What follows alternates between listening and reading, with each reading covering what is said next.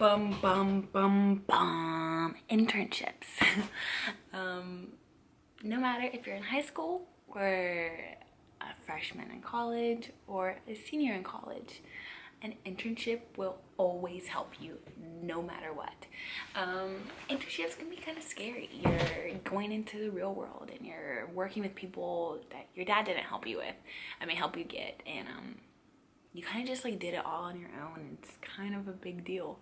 And so the way to get internships, no matter what school you go to, you're always gonna have people having guest speakers from big companies, such as AT&T or Department of anything from the career fairs. So the number one thing that I would do for an internship is make sure your resume is all perfect and 100% how you want to present it to your potential employer. So on your resumes, there should be 4 things, or maybe 5, we'll see. Number 1, what's your objective? What do you want to do in life? Why do you want to do it? And how can this employer help you get there? So usually for the objective, you go, I'm a junior at Texas A&M. I plan to graduate the degree in whatever that may be. I search for a job in the blank industry and I blah, blah, blah, blah. I want to go in here because of this reason. So I'm eager to learn something new. I am eager to work on my craft. I am excited to be able to actually take this from textbook to real life. So that's kind of what's an objective. It just gives the employer a little bit information beforehand, actually looking at all your stuff. Second thing, education. So I've transferred to 3 schools. And I've learned over my many resumes that I don't have to include all my schools in there. And so you have your high school when you graduated, if you graduated. And so if you did graduated, you don't have to, if you don't have to like put a GPA, you can just put diploma. And then you have your university. So I have Texas A&M, College Station, Texas, and then you have your degree. So I have telecommunication media studies, and then -18. So 2018 grad. That's what you put in education.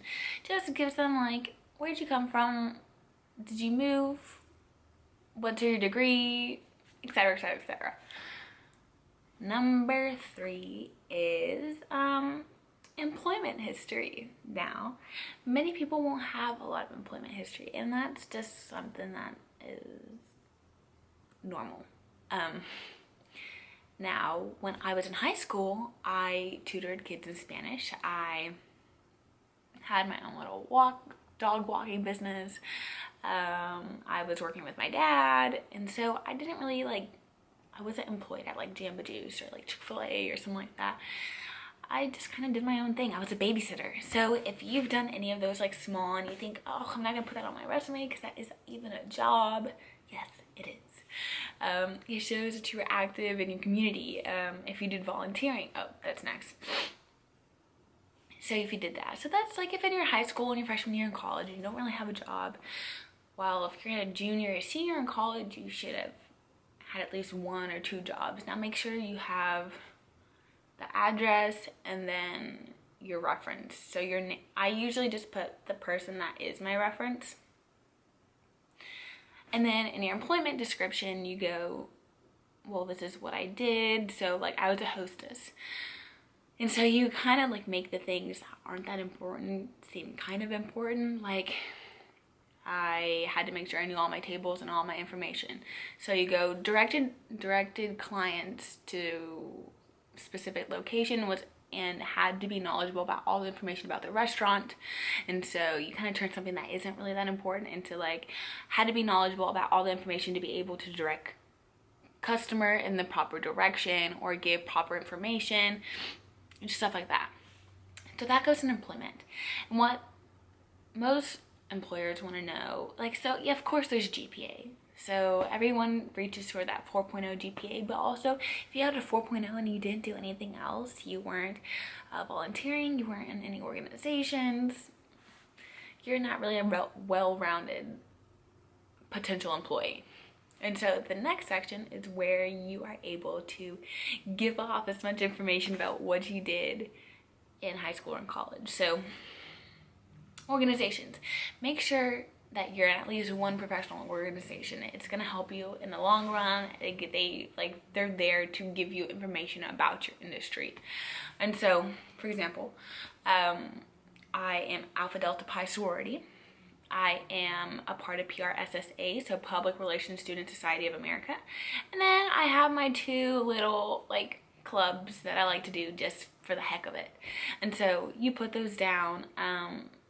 Now, if you're an executive, that's always so nice to put on your resume. So you have your activities, your extracurriculars, volunteering is always great. There's always local animal shelters. There's always hospitals that need volunteers, and so make sure you get back to your community, just stuff like that. Now, once you have your resume, that is when you actually go and search for your internship. And so this is my second kind of internship, but this is my big girl serious one, and it's a big corporate company. And so there's an option between going into a little boutique company that is locally owned, successful small business, that they're gonna give you an experience that's not like you're not gonna get at a corporate company, and vice versa. And so you kind of want to decide if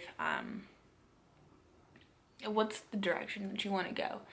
And also networking, like for the people that come in or like people you've met previously at school, they can give you an internship, or you can talk to them and ask them to put in a good word for you while you put in your intern application.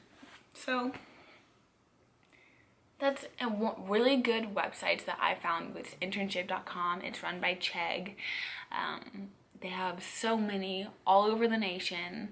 And also, a little side note, if you relocate for your internship, like just out of state maybe, it looks really good that you're willing to actually move out of state to learn something new from people that you don't know in a new city.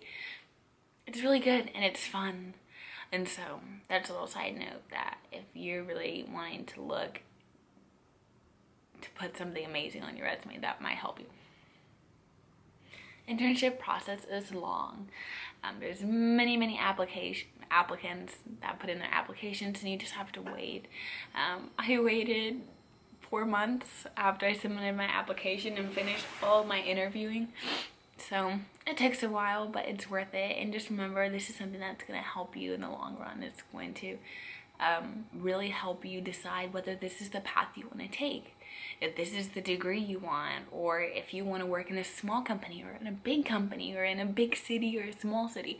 So this internship is not just putting on your resume and going look for like a big girl job and saying that you got an internship. It's really going to help you. So best of luck. Internships are fun. And I hope that with all my heart that you get something that you enjoy.